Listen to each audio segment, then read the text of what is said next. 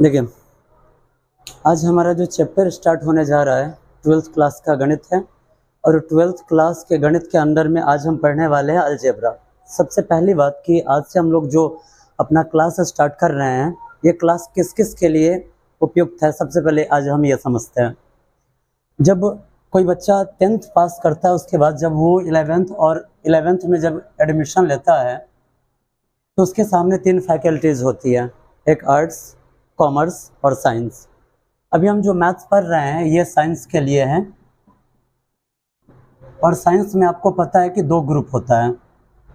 पहला ग्रुप है PCM, यानी कि फिजिक्स, केमिस्ट्री और मैथ का। और दूसरा ग्रुप होता है फिजिक्स, केमिस्ट्री और बायोलॉजी का, PCB का। ठीक है, लेकिन अब क्या कर दिया गया है कि जो बच्चे PCB यानी कि फिजिक्स, केमिस्ट्री और बायो ले रहे हैं, यानी कि उनका मेन सब्जेक्ट बायो है, उनको भी अब एक्स्ट्रा में मैथ्स पढ़ना ही है। ठीक है, और जो PCM ग्रुप वाले हैं, यानी कि जिनका मेन मैथ्स है, उनको तो मैथ्स ऑलरेडी पढ़ना ही है।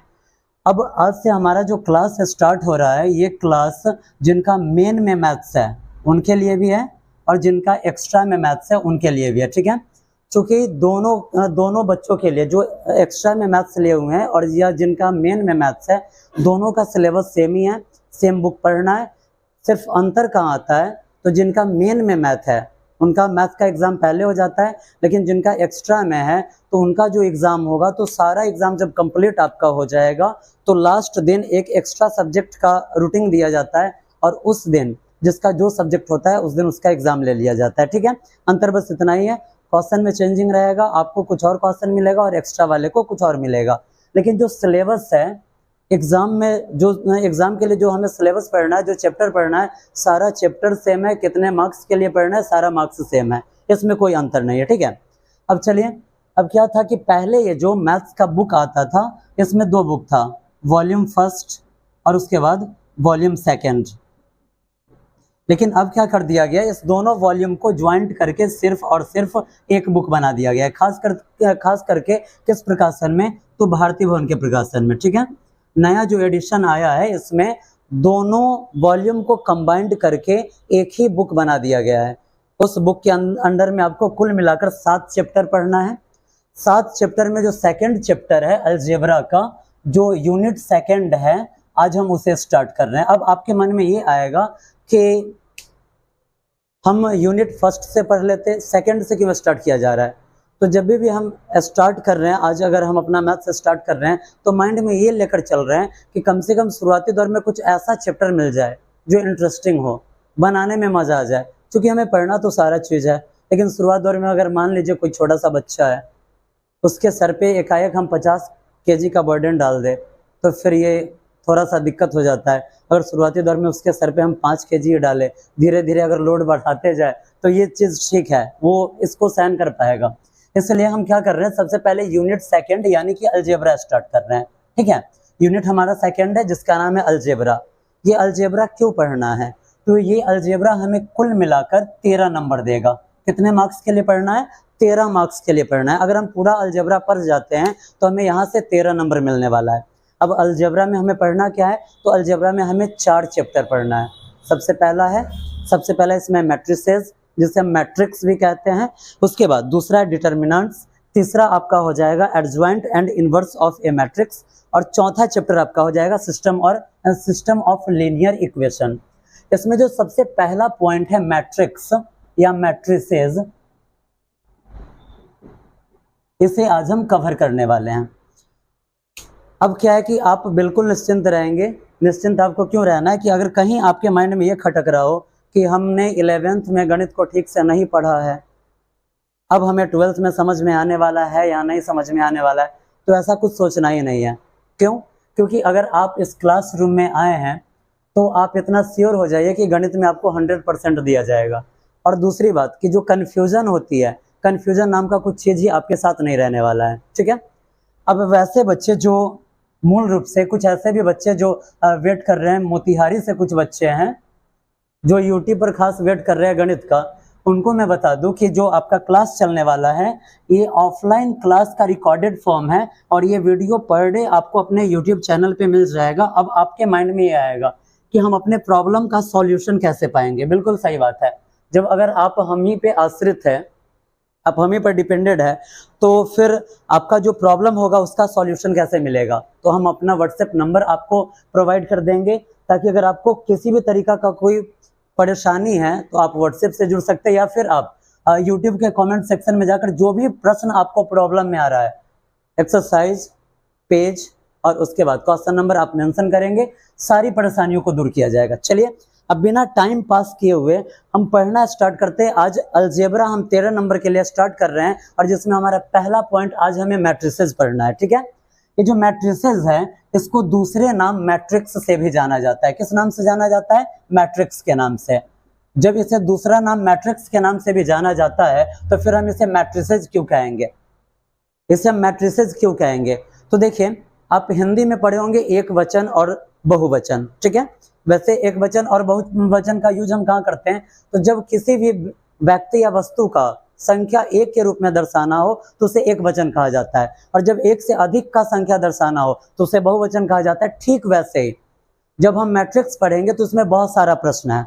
जब बहुत सारे प्रश्न को एक जगह संग्रहित किया जाता है तो उसी को मैट्रिसेस कहा गया है। ठीक है, जब हम मैट्रिक्स बोलेंगे इसका मतलब है कि हम एक एक पॉइंट्स को पढ़ रहे हैं, और जब मैट्रिसेस बोला जा रहा है इसका मतलब हुआ कि हम पूरे चैप्टर को कवर कर रहे हैं। ठीक है, अब चलिए, ये मैट्रिक्स होता क्या है? तो मैट्रिक्स एक आयताकार सारणी है, रेक्टेंगुलर एरा है। यानी कि जब हम किसी आयताकार सारणी में कुछ संख्याओं को दिखाते हैं तो उसी को मैट्रिक्स कहा जाता है। ठीक है, मैट्रिक्स होता क्या है? तो मैट्रिक्स एक आयताकार सारणी है जिसे हम इंग्लिश में रेक्टेंगुलर एरा कहते हैं, और उसमें जो भी संख्या लिखा जाएगा उस सारे चीजों के संगठित रूप को ही मैट्रिक्स कहा जाता है। अगर हम इसका डेफिनेशन का बात करें, डेफिनेशन की आवश्यकता है नहीं, लेकिन अगर आपको लिखना है तो आप लिख सकते हैं कि अ रेक्टेंगुलर, आप नोट करते चलिएगा। ठीक है, ए rectangular era of m into n number, m into n number in form of m horizontal line,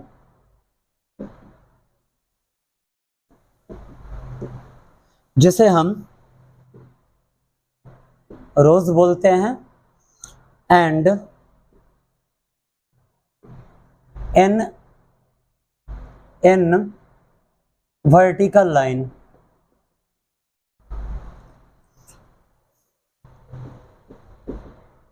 जिसे हम कॉल्यूम बोलते हैं, इज कॉल्ड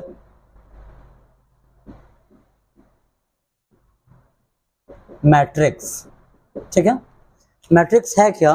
तो matrix A rectangular era of m into n number in form of m horizontal line, जिसे हम रोज बोलेंगे, और n vertical line जिसे हम कॉलम बोलेंगे, इज कॉल्ड मैट्रिक्स। मैट्रिक्स क्या है? तो मैट्रिक्स एक आयताकार सारणी है, एक आयताकार सारणी है, सारणी है जिसे हम m into n के रूप में दिखाते हैं। कैसे दिखाते हैं? m into n के रूप में दिखाते हैं, जहां पे m और n क्या है? नंबर को प्रदर्शित करेगा, और यहाँ ये जो m है, ये जो m है इसे हम हॉरिजॉन्टल लाइन और रोज भी इसे बोलते हैं, और ये जो n होगा ये हमारा वर्टिकल लाइन होगा जिसे हम कॉलम कहते हैं। ठीक है, अब ये रोज यानी कि हॉरिजॉन्टल लाइन और n यानी कि वर्टिकल लाइन क्या है? अब आप सबसे पहले ये समझिए, जो हॉरिजॉन्टल लाइन होता है, हॉरिजॉन्टल लाइन को हम ऐसे दिखाते हैं, ये हमारा हुआ हॉरिजॉन्टल लाइन। ठीक है, ये हमारा हॉरिजॉन्टल लाइन जिसे हम किस चीज से दिखाएंगे? जिसे हम दिखाएंगे m से। ठीक है, इसे हिंदी में हम पंक्ति कहेंगे। क्या कहेंगे? इसे हम हिंदी में पंक्ति कहेंगे। अब ये वर्टिकल लाइन क्या है? तो जब हम लाइन को इस टाइप से दिखाएंगे तो ये हमारा हो गया वर्टिकल लाइन, ये हमारा हो गया वर्टिकल लाइन, जिसे हम एन से सूचित करेंगे और इसे हिंदी में स्तंभ बोला जाता है। क्या बोला जाता है? स्तंभ। जब हम इंग्लिश में गणित को पढ़ाते बनाते हैं तो इसे हम रोज कहेंगे और इसे हम कॉलम कहेंगे। इस दोनों में संबंध क्या है? तो जैसे आपको थोड़ा थोड़ा अपना 10th क्लास याद होगा जब आपने कोऑर्डिनेट ज्योमेट्री पढ़ा होगा। कोऑर्डिनेट ज्योमेट्री में बड़ा इंटरेस्टिंग चीज दिया जाता था कि कोऑर्डिनेट कहते किसे है, तो जब हम कोस्ट लिखते हैं तो इसे ही कोऑर्डिनेट कहा जाता है। इसमें x और y का मान होना चाहिए। हम वहां पर लिखते थे x, y। इससे हमें पता चलता था कि जब भी कोऑर्डिनेट में कोई भी वैल्यू आएगा तो पहल का 100% x का ही और दूसर का 100% y का ही वैल्यू आएगा। लेकिन हम मैट्रिक्स को दिखाते कैसे हैं? तो अगर मैट्रिक्स को दिखाना होगा तो हम इसे दिखाएंगे m इंटू n के रूप में, ठीक है। जहां पे m क्या होगा? तो m होगा हमारा पंक्ति और n क्या होगा? तो n होगा हमारा स्तंभ, जिसे इंग्लिश में हम रोज बोलेंगे और कॉलम बोलेंगे। यानी कि हम इसे कह सकते हैं रोज इंटू कॉलम या m इंटू n या फिर पंक्ति इंटू या पंक्ति गुणे स्तंभ इसे कहा जा सकता है, ठीक है। इतना समझने में कुछ दिक्कत है क्या? कुछ परेशानी है? नहीं, ये आपका मोटा मोटी जानकारी हो गया। चलिए ठीक है। अब जब हम आगे बढ़ेंगे तो इसमें सबसे जो इम्पोर्टेंट पॉइंट है वो क्या है? तो आपको ये हमेशा याद रखना होगा m into n, m into n, ये आपको हमेशा याद रखना है। क्यों? क्योंकि सारे प्रश्न इसी m इंटू n पर बनने वाले हैं। अब इसमें m क्या है? तो बिना कंफ्यूजन का आपको बोल देना है कि जब भी अब अगर आपसे पूछा जा रहा है कि ये m क्या है तो आपको बोलना है कि सर m है पंक्ति और n क्या है? तो n है स्तंभ। जब आपसे इंग्लिश में पूछा जाए या आप अगर इंग्लिश में बना रहे हैं तो आपसे पूछा जाए कि m क्या है? तो m है रोज और n क्या है? तो n है कॉलम। इतना आपको याद रखना होगा, ठीक है। अब देखिए हम मैट्रिक्स को लिखेंगे कैसे। तो जब भी हम मैट्रिक्स को लिखेंगे, आप इतना श्योर रहिएगा कि मैट्रिक्स को कभी भी ABCD के स्मॉल लेटर से नहीं दिखाया जाता है। जब भी अगर हम मैट्रिक्स को डिनोट करते हैं तो उसे हम कैपिटल लेटर से ही डिनोट करते हैं, ठीक है। हम लिखेंगे A matrix is denoted by a capital letter,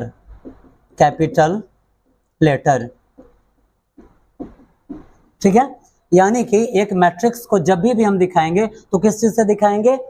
बड़ा लेटर से, ABCD वाले बड़े लेटर से दिखाएंगे, छोटा लेटर का यूज नहीं करना है। लेकिन आगे जब हम चलेंगे तो आपको ABCD का कुछ छोटा अक्षर भी पढ़ाएंगे, वहां पे कंफ्यूज नहीं होना है, क्योंकि जब भी अगर आपको पढ़ाया जाएगा तो वहां पे क्लियर किया जाएगा कि यहाँ पे हमने ABCD का छोटे अक्षर का यूज क्यों किया है, ठीक है।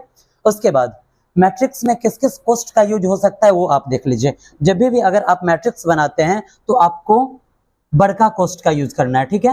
वैसे छोटका कोष्ठ का भी यूज होता है। आपने कोष्ठ 3 टाइप का पढ़ा है, जिसे बोलचाल की भाषा में बड़का कोष्ठ, मझोलवा कोष्ठ और छोटका कोष्ठ कहा जाता है।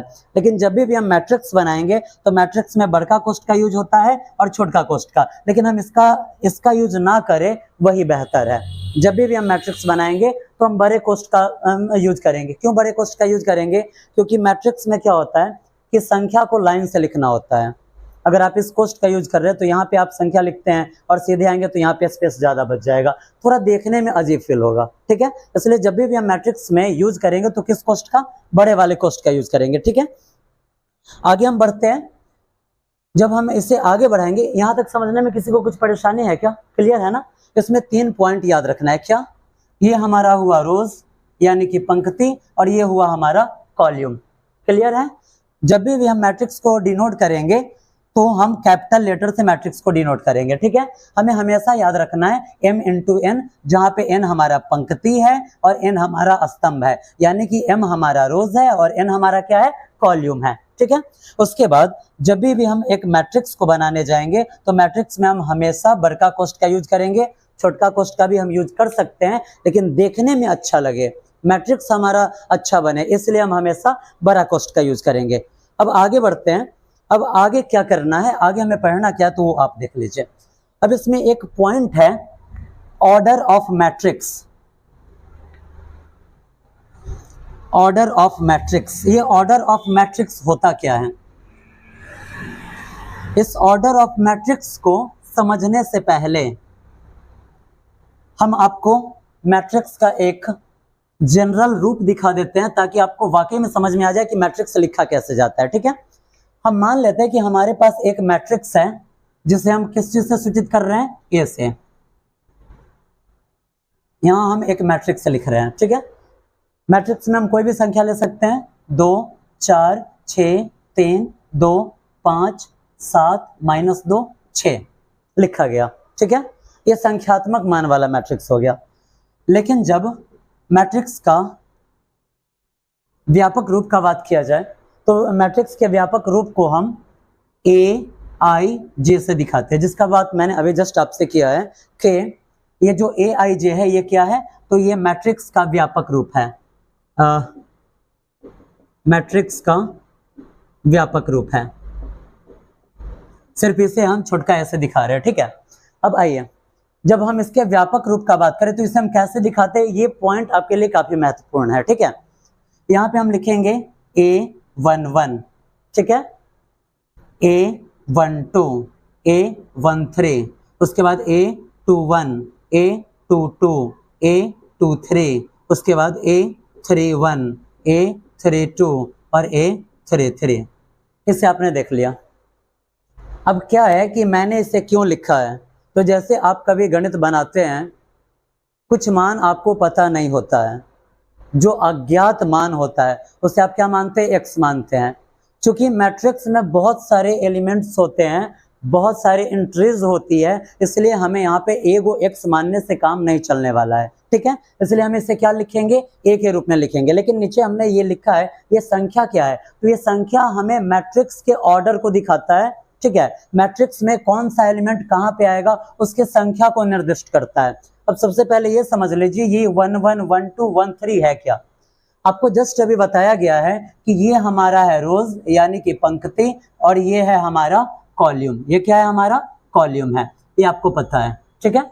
जब हम इधर से जा रहे बाबू, आप इधर देखिए, कंफ्यूज होना ही नहीं है, बिल्कुल 100% आपको समझ में आ जाएगा मैट्रिक्स आज। इससे पहले आपने कभी इसे देखा नहीं है, फिर भी 100% समझ में आएगा ये। अब देखिए, ये हमारा फर्स्ट रोज है, ये सेकंड है और ये थर्ड है। ये हमारा फर्स्ट कॉलम है, ये हमारा सेकंड कॉलम है और ये हमारा थर्ड कॉलम है। जब हम आगे बढ़ेंगे तो ये क्या बता रहा है, ये बता रहा है कि ये जो एंट्रीज है, इसमें ये जितना एंट्रीज दिया गया है, जितने एलिमेंट्स लिखे गए हैं, ये बता रहा है कि ये मैट्रिक्स का पहिल का पंक्ति और पहिल का कॉलम है। ये जो पहला मान, अगर मान लीजिए कहीं पर लिखा हुआ है A2 3, इसमें जो पहिल का मान होगा, ये पहिल का मान दिखाएगा किसे, पंक्ति को। किसे दिखाएगा, पंक्ति को। और दूसर का मान दिखाएगा किसे, स्तंभ को। इंग्लिश में बोले तो ये दिखाएगा किसे, रोज को, और ये दिखाएगा कॉलम को। समझने में कोई दिक्कत नहीं ना। पहला मान पंक्ति को और दूसरा मान स्तंभ को दिखाएगा। क्लियर है। अब मान लीजिए सपोज दैट कि हम यहाँ पे आ रहे हैं, हम यहाँ पे आ गए A22। ये क्या बता रहा है, ये बता रहा है कि ये जो एलिमेंट है ये कैमा है, तो ये दूसरा रोज और दूसरा पंक्ति का एलिमेंट है, ठीक है। ये क्या है, दूसरा रोज और दूसरा पंक्ति का एलिमेंट है। अगर हम यहाँ आ जा रहे हैं तो ये तीसरा रोज और तीसरा पंक्ति का, सॉरी पंक्ति बोल रहे हैं, तीसरा रोज और तीसरा कॉलम का एलिमेंट है।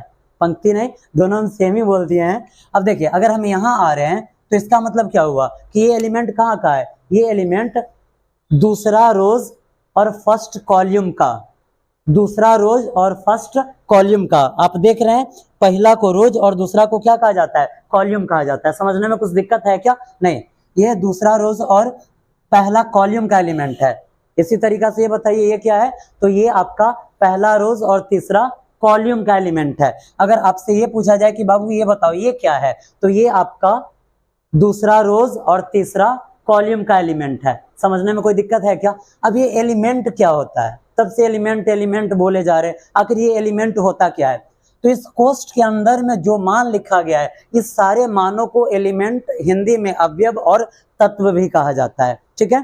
इस कोष्ठ के अंदर में जितने भी मान लिखे गए हैं ये सारे एलिमेंट्स है। इसे हम एलिमेंट्स भी कहेंगे और इसे हम एंट्रीज भी कह सकते हैं, ठीक है। इसे हम दो नाम से जानेंगे, किस किस नाम से, एंट्रीज और एलिमेंट के नाम से। समझने में कोई दिक्कत नहीं ना। अब चलिए, ये तो आपने देखा यही मैट्रिक्स होता है, मैट्रिक्स में मेन चीज यही है। अब हमें पढ़ना है ऑर्डर ऑफ मैट्रिक्स, ठीक है। Order of matrix, order of matrix होता क्या है वो समझ लीजिए। यहाँ पे हम लिखते हैं ऑर्डर ऑफ मैट्रिक्स। बड़ा ही सिंपल पॉइंट है ऑर्डर ऑफ मैट्रिक्स का। और क्या है कि ऑब्जेक्टिव में इस टाइप का प्रश्न आपसे पूछा जाएगा। आपसे पूछेगा, कोई मैट्रिक्स दे देगा और कहेगा कि बताइए ये जो मैट्रिक्स है कैसा ऑर्डर का ये मैट्रिक्स है। आपको करना क्या है, जब भी अगर आपसे ऑर्डर ऑफ मैट्रिक्स पूछा जाए तो ऑर्डर ऑफ मैट्रिक्स का मतलब होता है m इंटू एन। क्या होता है? m into N.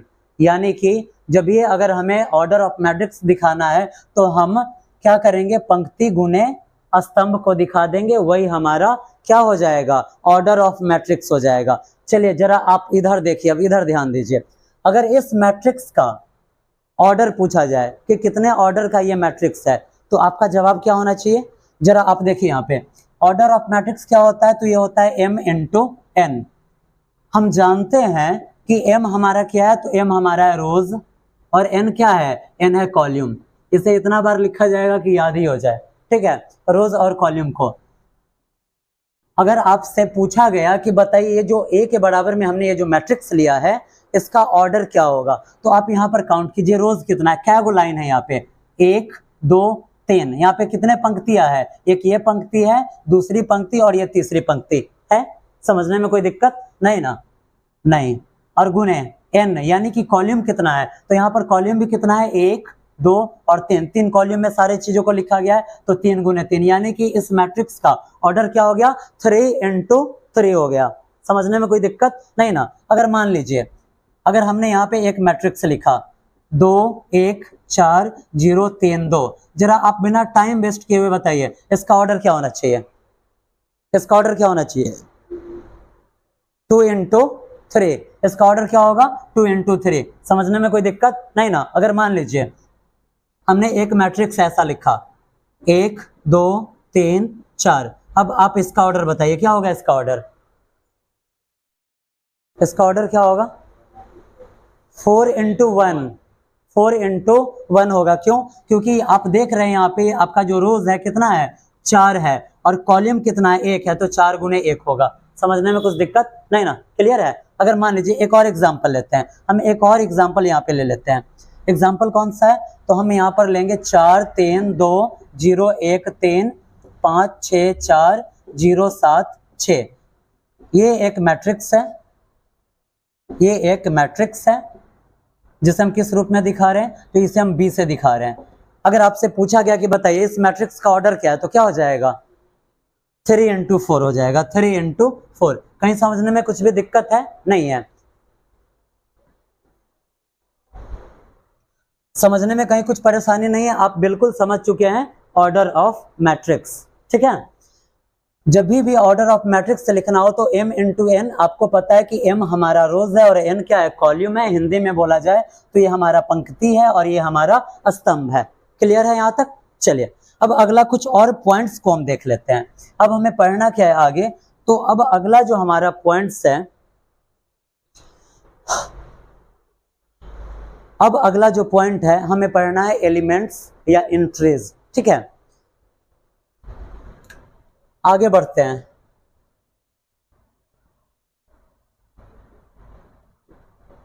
Elements of matrix, ये भी बड़ा इंटरेस्टिंग चीज है। इसे हम कैसे डिफाइन करेंगे, इसे हम कैसे निकालेंगे, आप इतना श्योर रहिएगा कि आप ये जो m इंटू एन लिखे हैं, जब आप इसे गुणा कर देंगे तो यही आपका क्या बन जाएगा, एलिमेंट्स ऑफ मैट्रिक्स बन जाएगा। क्या बन जाएगा, एलिमेंट्स ऑफ मैट्रिक्स। यानी कि एक मैट्रिक्स में कितने एलिमेंट है उसी को काउंट करके लिख देना है।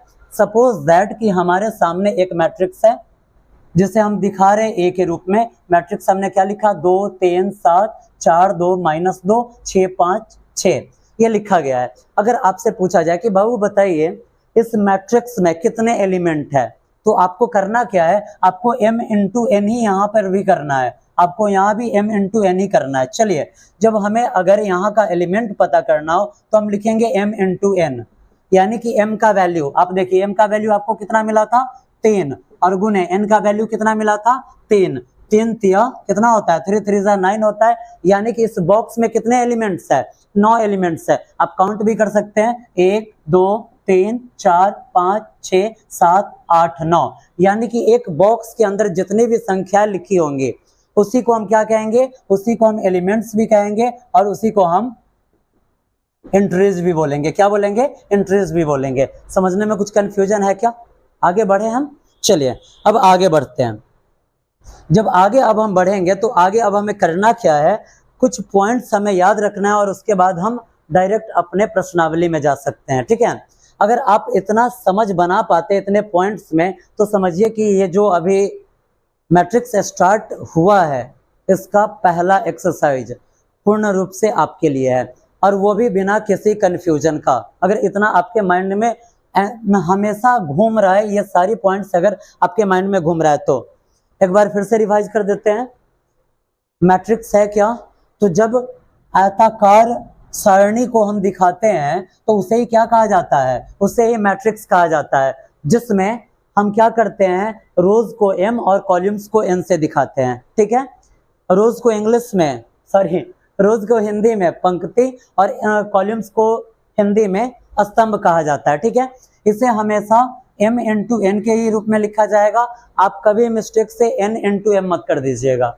अगर आप n इंटू m किए तो वहीं पर इसका अर्थ का अनर्थ निकल जाएगा। ठीक है, पूरा मैट्रिक्स का फॉर्मूला ही बदल जाएगा। इसलिए आपको हमेशा याद रखना है कि जब भी अगर आप मैट्रिक्स को लिखेंगे तो आपको लिखना कैसे है, तो आपको लिखना है पंक्ति गुणे स्तंभ। क्या लिखना है? पंक्ति गुणे स्तंभ लिखना है, यानी कि m इंटू n ही लिखना है। ठीक है, इतना आपको याद रखना है। उसके बाद आपको ये याद रखना है कि कभी भी हम मैट्रिक्स को दिखाएंगे तो किस चीज से दिखाएंगे? कैपिटल लेटर से दिखाएंगे। किससे दिखाएंगे? कैपिटल लेटर से। यहाँ पे हम स्मॉल लेटर का यूज नहीं कर सकते हैं। ठीक है, उसके बाद मैट्रिक्स को कभी भी हम दिखाएंगे तो हम बरका कोष्ठ से ही दिखाएंगे। यहाँ पे बरका कोष्ठ से दिखाया गया तो देखिए कितना खूबसूरत लग रहा है।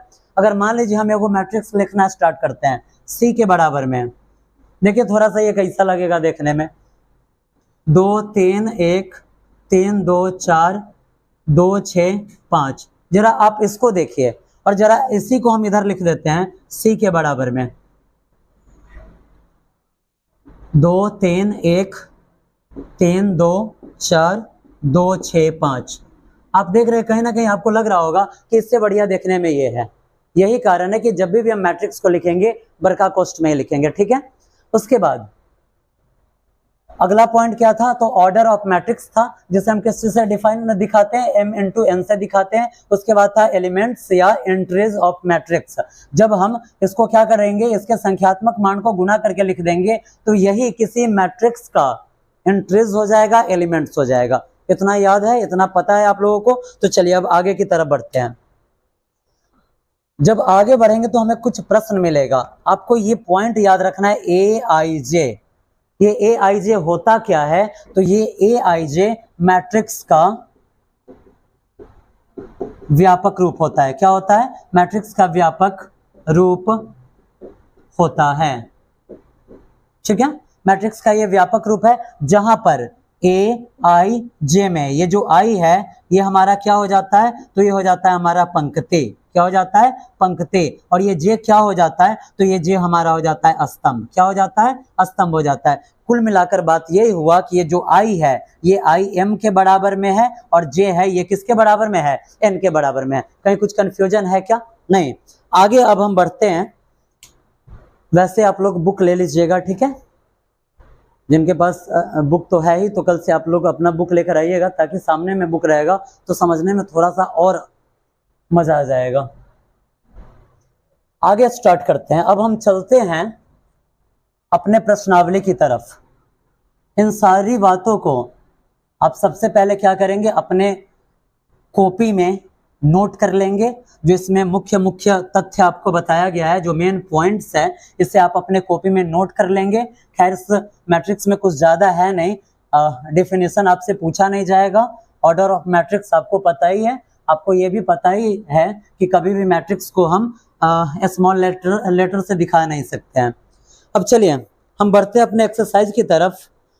और सबसे पहला इम्पोर्टेंट चीज हम आपको बता दें कि हमारा जो गणित आज स्टार्ट हो रहा है, हम जो गणित स्टार्ट कर रहे हैं, हमारा गणित भारती भवन प्रकाशन का है, यानी कि भारती भवन प्रकाशन का है, जो कि RS अग्रवाल द्वारा लिखा गया बुक है।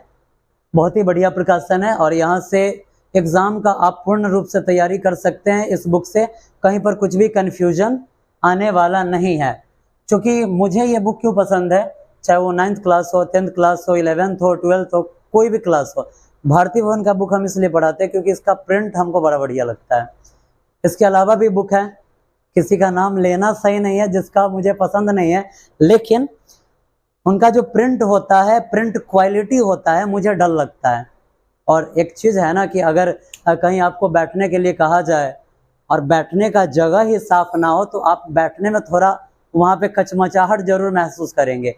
यही वजह है कि और जो भी प्रकाशन है उनका बुक पढ़ाने में मुझे मज़ा नहीं आता। सबसे पहली बात क्या है कि एक तो वो क्या होता है कि उनका जो बुक लिखा रहता है तो 2-3 कलर में छापना स्टार्ट कर रहे हैं। भैया ये कलर कंपटीशन थोड़ी चल रहा है, हमें गणित पढ़ना है, प्रिंट बढ़िया होना चाहिए, कलर से कोई मतलब नहीं है। और आप भारती भवन का बुक उठाकर देखेंगे, चाहे वो 9th क्लास का हो, 10th क्लास का हो, 11th का हो, 12th का हो, सिर्फ और सिर्फ उसका जो टाइप होगा ब्लैक फॉन्ट में ही लिखा गया होगा। ठीक है, चलिए आगे बढ़ते हैं।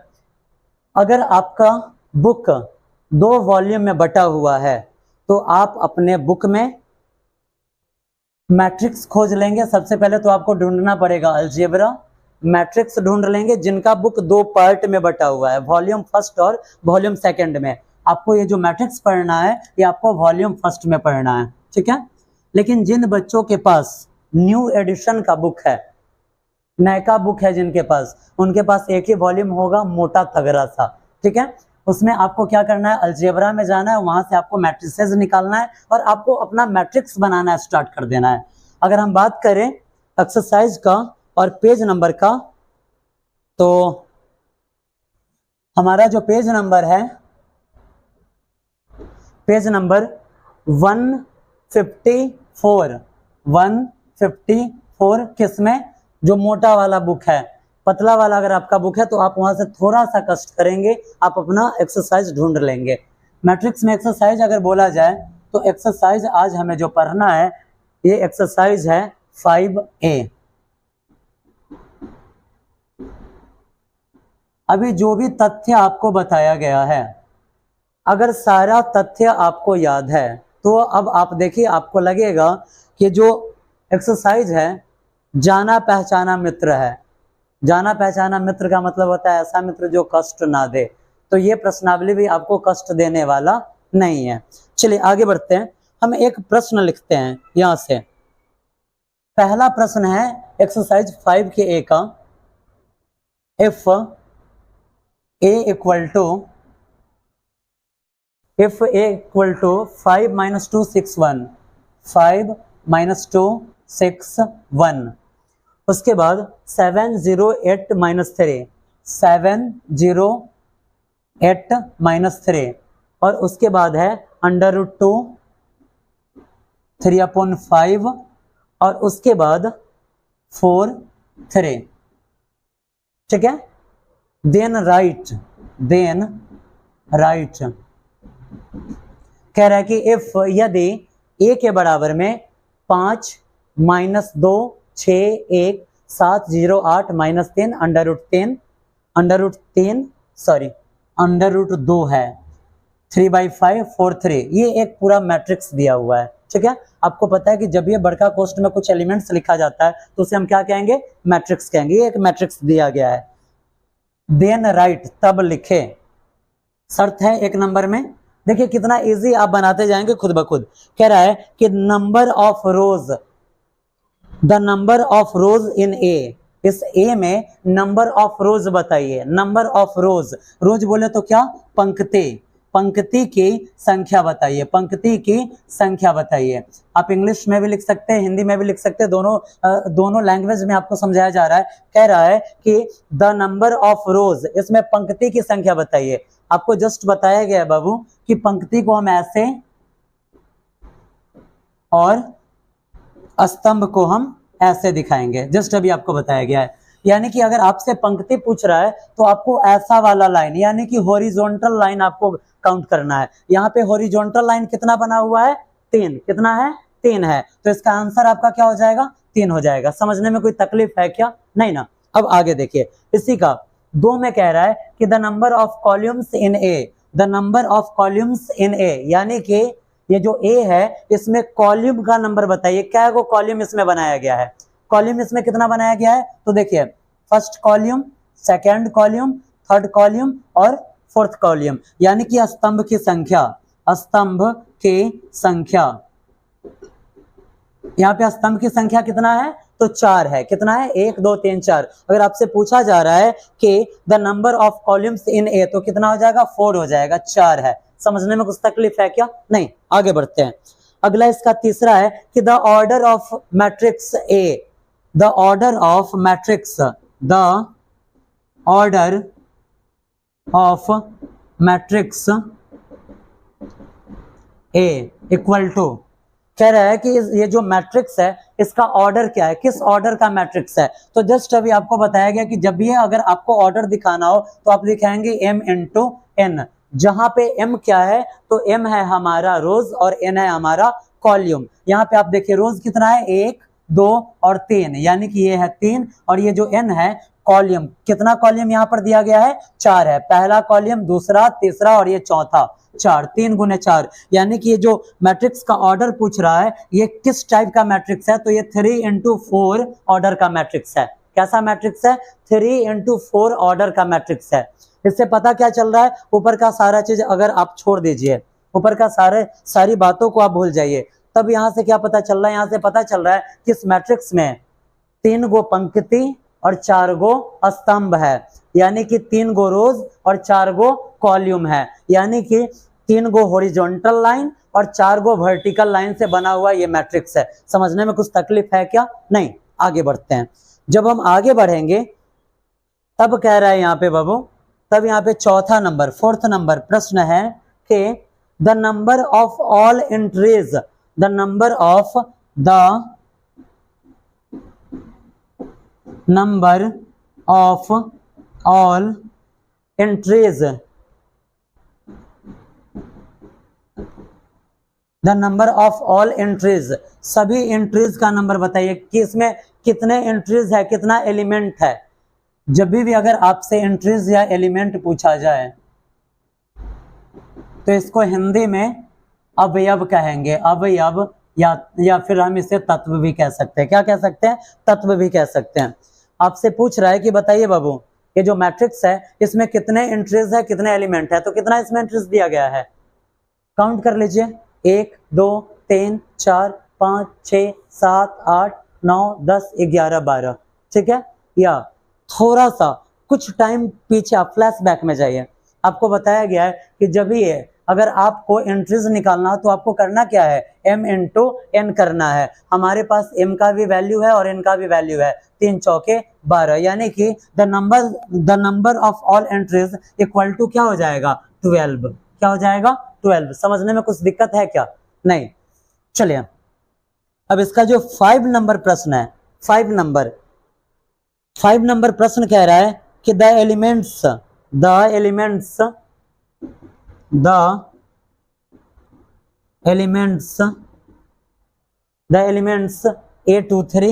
A23 comma A31 comma A33 comma A22 of A। The elements यानी कि एलिमेंट्स है, अवयव है A23। देखिए कितना इजी प्रश्न है और आपसे बन भी सकता है, थोड़ा सा आपको अपना कॉमन सेंस यहाँ पे अप्लाई करना होगा, दूसरा कुछ भी नहीं। आपको कौन कौन सा एलिमेंट्स बताना है, सबसे पहले आप उसे इधर साइड में लिख लीजिए, कॉपी में आप अपने नीचे लिखेंगे, यहाँ पे नीचे स्पेस नहीं इसलिए हम साइड में लिख रहे हैं। आपको कौन कौन सा एलिमेंट्स बताना है, A23 A31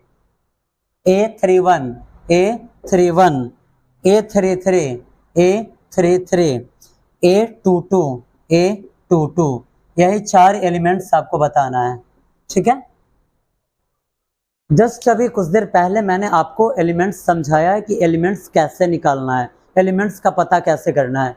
यहाँ पे दे रहा है A23, यही दे रहा है ना, जिसमें पता क्या चल रहा है, ये जो पहला मान है ये पंक्ति को किसे दर्शा रहा है, पंक्ति को, और ये किसे दर्शा रहा है, स्तंभ को दर्शा रहा है।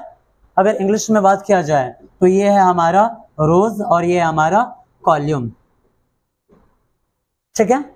आपसे पूछ रहा है कि बाबू वो एलिमेंट्स कौन है जो दूसरे पंक्ति में तीसरे स्तंभ पर है, जो दूसरे पंक्ति में तीसरे स्तंभ पर है। चलिए आप उसे अब ढूंढिए जरा। आप देखिए आपको जाना कहाँ है, पंक्ति नंबर 2 में। ये पहला पंक्ति और ये दूसरा पंक्ति है, यही है ना, ये दूसरा पंक्ति है।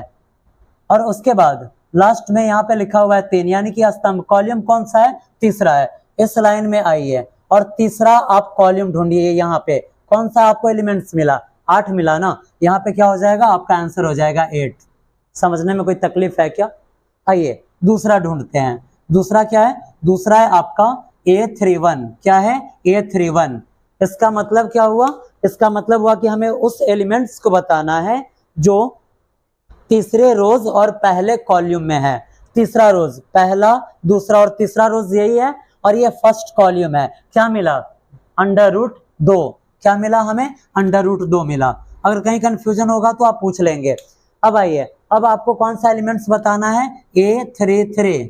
आइए, जब A33 कह रहा है तो इसका मतलब क्या हुआ कि आपको एलिमेंट्स बताना है तीसरा रोज और तीसरा कॉलम का। तीसरा रोज आपका यही है ना, ये फर्स्ट रोज, सेकंड और ये थर्ड, ये तीसरा रोज है और कॉलम तीसरा, 1 2 3, तीसरा कॉलम। नीचे आइए, आपको क्या मिल रहा है, 4। तो इसका आंसर आपका क्या हो जाएगा, 4 हो जाएगा। लास्ट वाला क्या है, A22। क्या है, A22। आइए अब ये एलिमेंट्स आपको बताना है, यानी कि आपको जो एलिमेंट्स बताना है वो कौन सा है, तो वो दूसरा पंक्ति और दूसरा स्तंभ का है।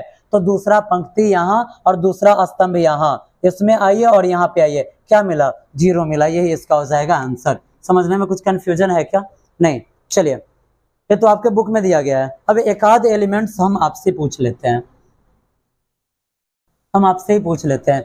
अब आप बताइए A24 का क्या हो जाएगा, जरा बताइए। A24 का,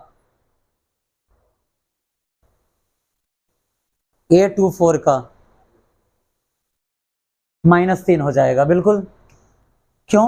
क्योंकि यहाँ पे हमें पंक्ति दूसरा में जाना है, तो पहला और ये दूसरा पंक्ति हुआ, और उसके बाद कॉलम कौन सा, चौथा। तो 1 2 3 4, चौथा कॉलम में दूसरी पंक्ति, -3 है, बिल्कुल सही है। आगे चलते हैं, एक और हम लिखते हैं यहाँ पे। बताइए A32 का, A32 का एलिमेंट्स, हाँ 3/5 हो जाएगा, 3/5 हो जाएगा। उम्मीद कर सकते हैं कि 100% ये चीज समझ में आ गया होगा। कहीं कुछ कंफ्यूजन भी है? नहीं। चलिए, ये पूरा क्लियर है। अगर सपोज दैट नहीं, यहाँ से कुछ ऑब्जेक्टिव में आएगा ही, कुछ ना कुछ प्रश्न आएगा ही। अगर यहाँ से कुछ भी पूछा जा रहा है तो कहीं कुछ कंफ्यूजन होगा क्या? नहीं। आपको याद रखना है कि पंक्ति का मतलब होता है rows, number of rows, number of column, the order of matrix और the number of all entries या एलिमेंट्स। और उसके बाद यहाँ पे आपको एलिमेंट्स बताना था, यानी कि कहाँ पे कौन सा एलिमेंट्स आ रहा है, उसके संख्या को डिफाइन, उसके जगह को डिफाइन करना था, जो कि आपने यहाँ पे दिखा दिया है। आगे बढ़ाया जाए, चलिए आगे बढ़ाते हैं। ये आपका हो चुका है पहला नंबर प्रश्न पूर्ण रूप से हल।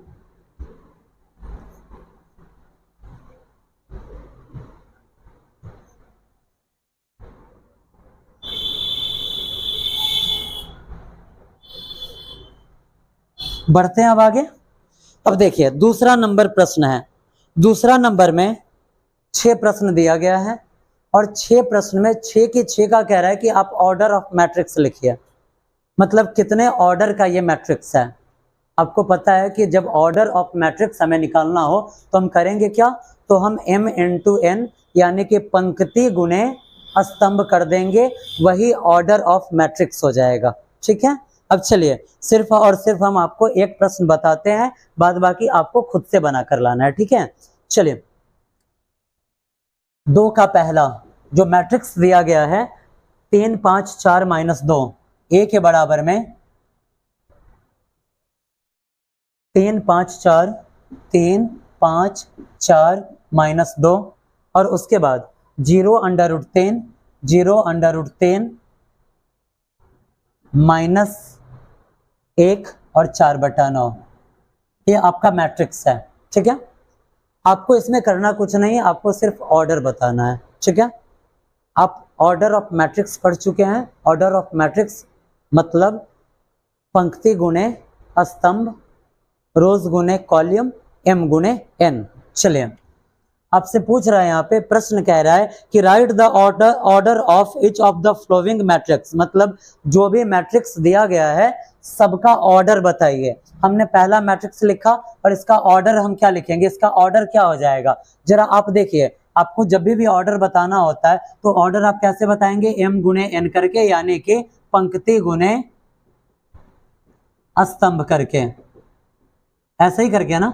जरा आप यहाँ पे बताइए, इसमें क्या है, वो पंक्ति आपको दिख रहा है, कितने पंक्ति है इसमें, पहला और दूसरा, यानी कि 2 पंक्ति है। और उसके बाद स्तंभ इसमें कितना है, 1 2 3 4, 4 बीच में गुणा का चिन्ह होता है तो 2 गुणे 4, यानी कि आपका ये जो मैट्रिक्स है ये 2 गुणे 4 ऑर्डर का है। किस ऑर्डर का है, 2 गुणे 4 ऑर्डर का। अगर आपसे पूछ दिया जाए कि बाबू इस मैट्रिक्स में एलिमेंट्स कितने, तो डायरेक्ट 2 चौके 8, कितने एलिमेंट्स है, 8 एलिमेंट्स है, बन जाएगा। एक और देखिए, इसमें आपका 6ठा नंबर है, जो 6 नंबर प्रश्न है, कह रहा है कि f इक्वल टू,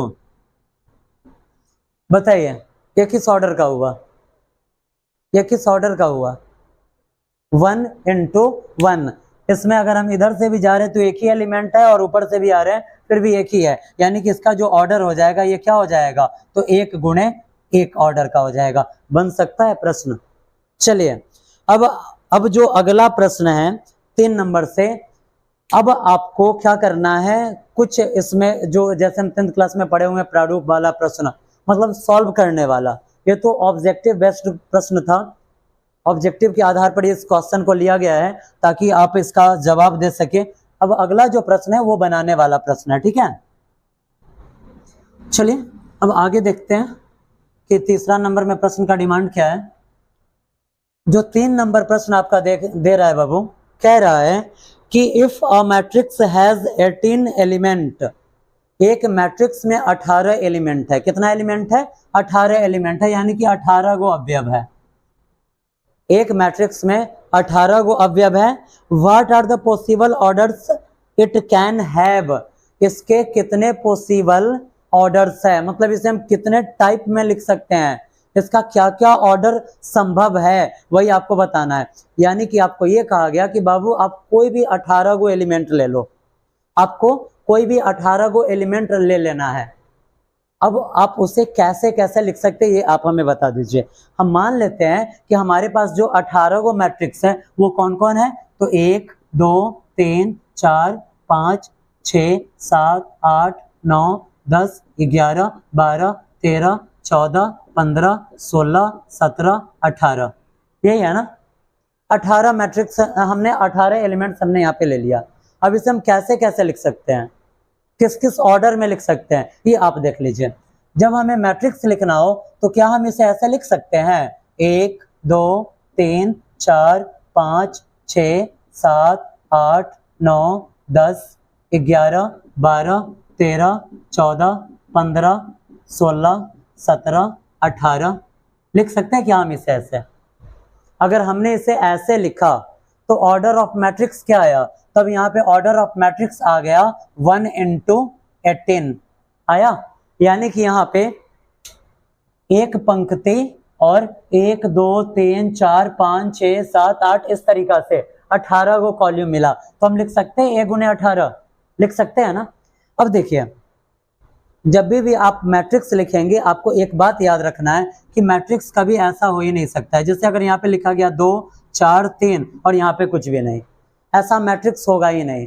मैट्रिक्स जब भी लिखा जाएगा तो यहाँ पर जो भी मान होगा प्रॉपर सबके आमने सामने लिखा जाएगा। बात समझ में आया। कभी भी आप ऐसा मैट्रिक्स नहीं लिख सकते हैं इस टाइप का या फिर इस टाइप का या फिर इस टाइप का या फिर इस टाइप का, ऐसा मैट्रिक्स नहीं होता है। जब भी मैट्रिक्स लिखा जाएगा मैट्रिक्स पूरा पूर्ण रूप से लिखा हुआ होगा। ठीक है, चलिए एक तो हम इस मैट्रिक्स को ऐसे लिख सकते हैं जिसका ऑर्डर क्या बना 1 × 18, और हम कैसे लिख सकते हैं, अब हम इसे ऐसे लिख सकते हैं क्या बाबू 1 2 3 4 5 6 7 8 9 10 11 12 13 14 15 16 17 18 लिख सकते हैं क्या? लिखा जाएगा। अगर हमने इसे ऐसे लिखा तब ऑर्डर ऑफ मैट्रिक्स क्या निकला? 2 गुणे 9 निकला। इससे पता क्या चल रहा है? ये एक तरीका का एक क्विज है। 18 एकम 18, 2 नमा 18, यानी कि कुल मिलाकर आप ऐसे इसको सेट कीजिए कि ये पूर्ण रूप से लिखा भी जाए और ये जो एलिमेंट्स आए ये कितना आना चाहिए? 18 आना चाहिए। अब ऐसा पॉसिबल कब कब हो सकता है? तो 18 कैसे कैसे आ सकता है? 18 किस किस रूप में आ सकता है? तो आप देख लीजिए, 1 गुने 18 आया। अब इसको पलट दीजिए तो 18 गुने 1 आया। उसके अलावा 2 गुने 9 18, और उसके बाद 9 गुने 2 18 आया। 3 गुने 6 18 आया, और 6 गुने 3 18 आया। इसके अलावा भी कहीं 18 आ रहा है क्या? नहीं आ रहा है। इससे पता क्या चल रहा है? इससे यही पता चल रहा है कि जब भी हम मैट्रिक्स से लिखेंगे तो हम किस किस टाइप से लिख सकते हैं। तो एगो पंक्ति में 18 गो स्तंभ देकर, 18 गो पंक्ति में एगो स्तंभ देकर, 2 गो पंक्ति में 9 गो स्तंभ देकर, 9 गो पंक्ति में 2 गो स्तंभ देकर, 3 गो पंक्ति में 6 गो स्तंभ देकर, और 6 गो पंक्ति में 3 गो स्तंभ देकर। ये इसका पॉसिबल ऑर्डर हुआ। ठीक है, समझने में कोई तकलीफ है क्या? नहीं ना। ये आपने देखा। अब जरा आप बताइए, अब हमें अगला लिखना हुआ तो अगला हम कैसे लिखेंगे? वही सारी चीजें आपको यहाँ से मिल जाएगी। एक बार हमने इसे ऐसे लिखा है तो क्या हम एक बार इसे ऐसे घुमा कर लिख सकते हैं क्या? कैसे हो जाएगा फिर? तभी हमारा जो मैट्रिक्स बन जाएगा कुछ इस टाइप का बन जाएगा। कैसे? 1 2 3 4 5 6 7 8 9 10 11 12 13 14 15 16 17 और 18। ठीक है, आपका ये जो ऑर्डर निकला था 1 गुने 18, लेकिन इसमें अब आप आ जाइए, पंक्ति क्या गो निकला? 1 2 3 4 5 6 7 8 9 10 18 गो, 18 गो। और कॉलम क्या गो है? 1 गो है। इसी चीज को हमने यहाँ लिखा है ना, लिखा है ना। अब जरा आप बताइए, यहाँ पर आपका जो ऑर्डर निकला है क्या निकला है? 2 गुने 9 को। जरा आप इसे ऐसे घुमाइए, तब आप कैसे लिखेंगे? तब आपका क्या हो जाएगा? 9 गो पंक्ति बन जाएगा और 2 गो स्तंभ बन जाएगा। उसी चीज को यहाँ पे लिखा गया है, लिखा गया है ना, ये और ये। जब अगला है तो अगला अब हम कैसे लिख सकते हैं? अगला जो मैट्रिक्स है इसे हम ऐसे लिख सकते हैं, 1 2 3 4 5 6 7 8 9 10 11 12 13 14 15 16 17 18 लिख सकते हैं ना ऐसे हम इस मैट्रिक्स को। जब हमने इस मैट्रिक्स को लिखा तब यहाँ पे हमें रोज कितना मिला? 1 2 3, यानी कि पंक्ति हमें मिला 3 और कॉलम कितना मिला? 1 2 3 4 5 6, 3 गुने 6। जब इसी को हम ऐसे पलट देते हैं तब हमें क्या मिल जाएगा? 6 गुने 3 मिल जाएगा। यानी कि वैसा मैट्रिक्स जिसमें 18 एलिमेंट्स है उसके लिए पॉसिबल ऑर्डर क्या क्या हो सकता है? तो 1 गुने 18, 18 गुने 1, 2 गुने 9, 9 गुने 2, 3 गुने 6 और 6 गुने 3। समझने में कहीं कुछ कन्फ्यूजन है क्या? है तो बताइए, फिर से दूर किया जाए। पूरा समझ में आया? कहीं कुछ कन्फ्यूजन भी है किसी को? नहीं, बढ़ते हैं आगे। अब चलिए, अब जो चौथा नंबर है, चौथा नंबर प्रश्न कह रहा है बाबू, इसको आप लोग बताइए कि इसको हम किस किस ऑर्डर में लिख सकते हैं। अभी आपके पास 18 एलिमेंट्स था। अब जो चौथा नंबर प्रश्न है, फोर्थ नंबर जो क्वेश्चन है, उसमें कह रहा है कि find all possible orders of matrix having 7 elements. कह रहा है कि फाइंड ऑल पॉसिबल ऑर्डर, सभी संभव ऑर्डर्स को प्राप्त करें। कब? जब मैट्रिक्स में सिर्फ और सिर्फ क्या गो एलिमेंट्स हो? 7 गो एलिमेंट्स हो। कितने एलिमेंट्स हो? 7 एलिमेंट्स हो। तब जरा आप बताइए, आपको हम 2 मिनट का टाइम दे रहे हैं, बताइए, करके बताइए कि जब अगर 7 गो एलिमेंट्स हो तब कितने ऑर्डर इसमें हो सकते हैं? बताइए जरा, क्या क्या इसके ऑर्डर हो सकते हैं? जैसे अभी जस्ट आपको ऑर्डर बताया गया है ना, अगर आपके पास 7 एलिमेंट्स है तब ऑर्डर क्या क्या हो सकता है? 1 into 7, 1 into 7 और 7 into 1, बिल्कुल राइट है, यही होगा।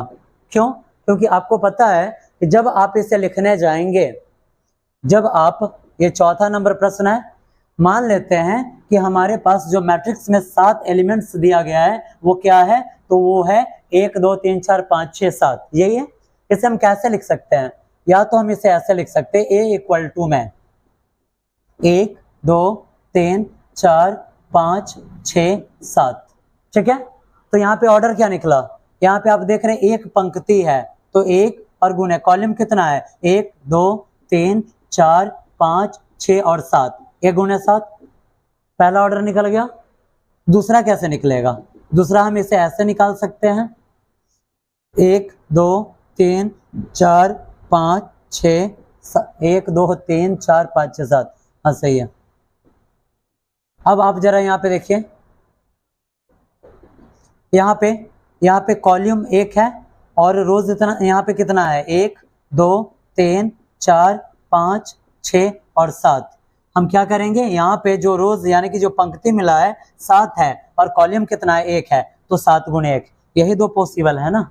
इसके अलावा जरा आप देखिए, चेंज करके आप देखिए, अगर आपका माइंड हुआ कि चलिए 2 लाइन में इसको लिखते हैं, तो आप लिखेंगे 1 2 3 4 5 6 7। अब जरा आप देखिए, क्या ये मैट्रिक्स संभव है क्या? जस्ट अभी आपको बताया गया है कि जब भी मैट्रिक्स लिखेंगे सबके नीचे और सबके सामने संख्या होनी चाहिए। अब यहाँ देखिए, जब आप इस रोज में जाते हैं तो पूरा संख्या है, लेकिन जब आप यहाँ आते हैं तो यहाँ का संख्या गायब है, यहाँ पे कुछ मिल ही नहीं पा रहा है, इसलिए ये वाला लिखना संभव नहीं है। समझने में कुछ तकलीफ है क्या? नहीं, आगे बढ़ाया जाए, यहाँ तक क्लियर है सबका? चलिए अब बढ़ते हैं आगे। जब हम आगे बढ़ेंगे तो अब आपको प्रश्न क्या मिलेगा वो देखिए। अब जब हम आगे बढ़ेंगे तो हमें प्रश्न जो मिलने वाला है जरा आप देख लीजिए। कह रहा है 5 नंबर प्रश्न, कह रहा है construct a 3x2 matrix.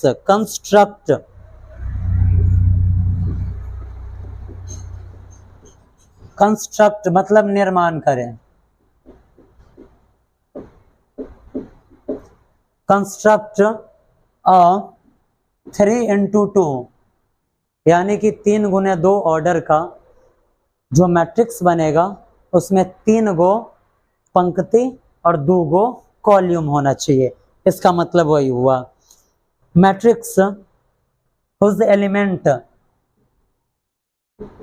Matrix whose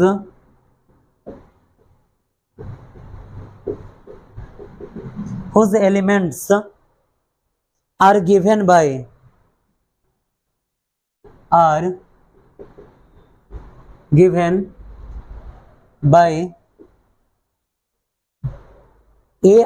equal to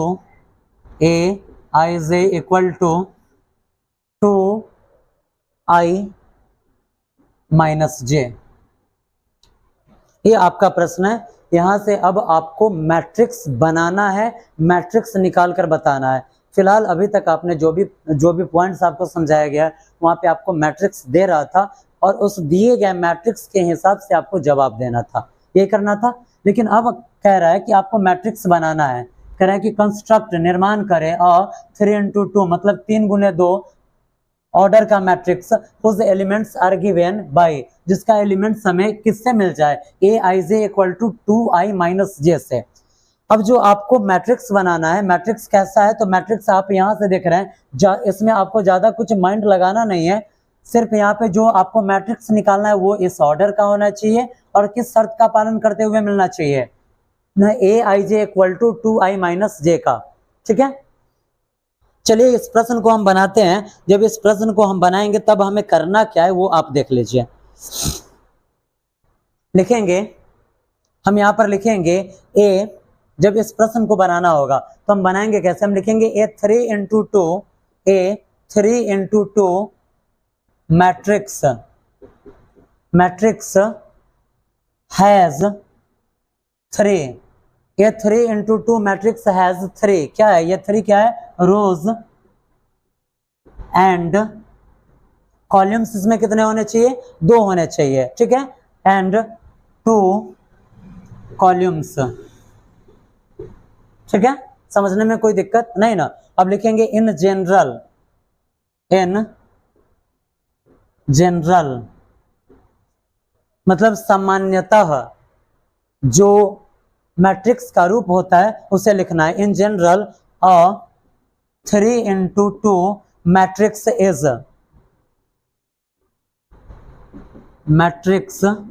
is given by, इसे हम दिखाएंगे ए से, किसी भी चीज से आप दिखा सकते हैं। आपको बताया गया है कि मैट्रिक्स को जब भी हमें दिखाना है तो किस लेटर से दिखाना है, कैपिटल लेटर से दिखाना है। वो कैपिटल लेटर ए हो सकता है, बी हो सकता है, सी हो सकता है, डी हो सकता है, कुछ भी हो सकता है, ठीक है। अब देखिए जो जनरल रूप सामान्यतः रूप होता है मैट्रिक्स का, कितने ऑर्डर का, 3x2 ऑर्डर का। हम कैसे लिखेंगे, तो हम लिखेंगे A11, ठीक है, A12, ठीक है, A21, A22, A31 और A32। समझने में कुछ तकलीफ है क्या, नहीं ना। ये क्या है, तो ये मैट्रिक्स का 3x2 ऑर्डर का जनरल रूप हो गया, ठीक है। ये जो सामान्य रूप होता है 3x2 ऑर्डर के मैट्रिक्स का, वही ये दिया गया है। अब इसी के हिसाब से अब हमें करना क्या है, ये जो A11 है, A12 है, A21 है, A22 है, A31 है और A32 है, इसका वैल्यू अब आपको निकाल देना है। कैसे निकालेंगे, तब हम यहाँ लिखेंगे तब Aij equal to 2i minus j है, ठीक है। आगे बढ़ते हैं, अब हमें निकालना है इसका value, where i equal to, यहाँ पर i क्या क्या हो सकता है, i किसके बराबर होता है, i होता है m के बराबर। i किसके बराबर होता है, m के बराबर। जस्ट कुछ क्षण पहले आपको बताया गया है कि i बराबर होता है m का और j बराबर होता है n का। जहां पे m क्या है, m है हमारा पंक्ति। अब जरा आप इसमें देखिए पंक्ति क्या गो है, 1 2 3। वेयर i बराबर, जहां i क्या है, 1 हो सकता है, 2 हो सकता है और 3 हो सकता है, जिसे हमने लिखा है 1 2 और 3 के रूप में लिखा है ना। And j equal to, j क्या क्या हो सकता है, तो j यहाँ पर देखिए कॉलम यहाँ पे कितना है, 1 और 2, तो क्या क्या हो सकता है, 1, 2 हो सकता है ना, जिसे हमने यहाँ दिखाया है 1 2 1 2 1 2 के रूप में दिखाया है। समझने में कुछ कंफ्यूजन नहीं ना। अब आप आइए, अब आप निकाल लीजिए मान। अब यहाँ लिखेंगे so aij equal to 2i minus j है, क्या है, 2i माइनस j है। वैल्यू कैसे निकाला जाता है, ये तो आपका जनरल जो लिखा गया है। अब इस एक्सरसाइज 5A में आप जितने प्रश्न बनाएंगे इतना इंफॉर्मेशन तो आपको देना ही है, ठीक है। चेंज क्या होगा, तो कितने ऑर्डर का मैट्रिक्स है वो चेंज होगा, नंबर चेंज करना है, उसके बाद यहाँ पे ऑर्डर लिखना है और उस ऑर्डर के हिसाब से यहाँ पे मैट्रिक्स का जनरल रूप लिख देना है, ठीक है। जो इसका सामान्य रूप है वो लिख देना है। सपोज दैट कि अगर यहाँ पे 3x3 रहता तो यहाँ पे एक लाइन और बढ़ जाता। आगे वाला हम क्या लिखते हैं, A13 A23 A33 लिख सकते थे, जैसा कि इसका जो जनरल रूप है आपको दिखाया गया है कुछ देर पहले भी, आप वहां से भी देख सकते हैं। अब चलिए, अब हमें मान निकालना है।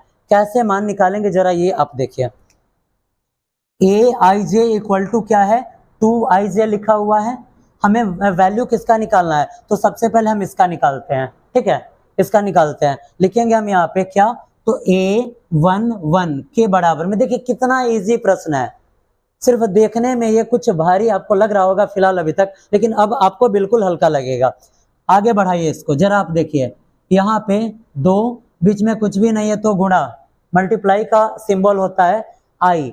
आपको पता है कि यहाँ पे ये जो पहला है ये i लिखा हुआ है, ये j लिखा हुआ है। ऐसे ही यहाँ पे ये जो पहला वैल्यू होता है ये i का और दूसरा j का। यहाँ से आप देखिए आई के जगह पे क्या लिखा गया है 1, तो 1 और माइनस जे के जगह पे क्या लिखा हुआ है 1, तो 1, 2 एकम 2 और माइनस 1, 2 में से 1 गया तो कितना बचा 1 बचा, कहना है 1 और कह रहे 2।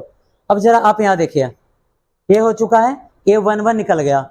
अब आपको क्या निकालना है A12, क्या निकालना है A12, आगे बढ़ाए। अब आपको निकालना है A12, तो देखिए 2 का 2 गुणे आई के जगह पर 1 है और माइनस जे के जगह पर क्या है 2 है, आगे बढ़ाएंगे तो 2 एकम 2 और माइनस 2 के बराबर में क्या आ जाएगा 0 आया। आगे बढ़ाते हैं। अब आपको क्या निकालना है A21 निकालना है, A21 के बराबर में यहाँ पे 2 का 2 और गुणे, देखिए अब आप आई के जगह पे क्या है 2 है और माइनस जे के जगह पर क्या है 1 है, आगे बढ़ाएंगे 2 दूनी 4 माइनस 1, 4 में से 1 गया कितना बचा 3 बचा। समझने में कुछ दिक्कत नहीं ना। एक काम करते हैं, स्पेस थोड़ा कम है, ऊपर वाला साफ कर दें।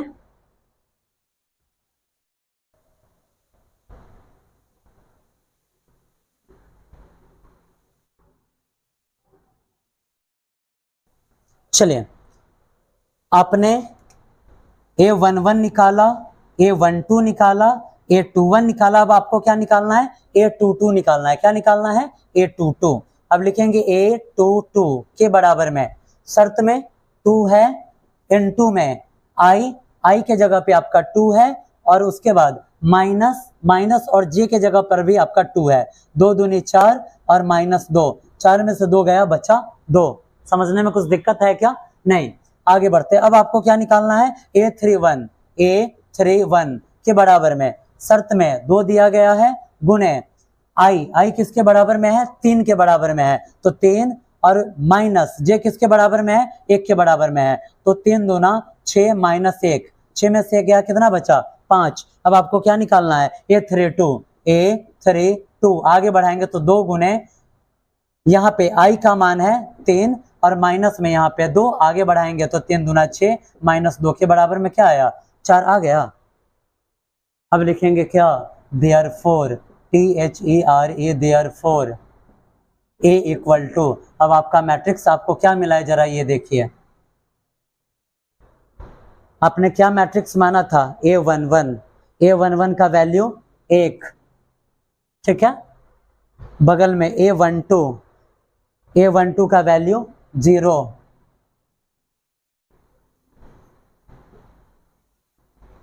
उसके बाद A21 का वैल्यू क्या है 3, उसके बाद A22 का वैल्यू 2 और उसके बाद A31 का वैल्यू 5 और उसके बाद A32 का वैल्यू 4। यही हो गया आपका।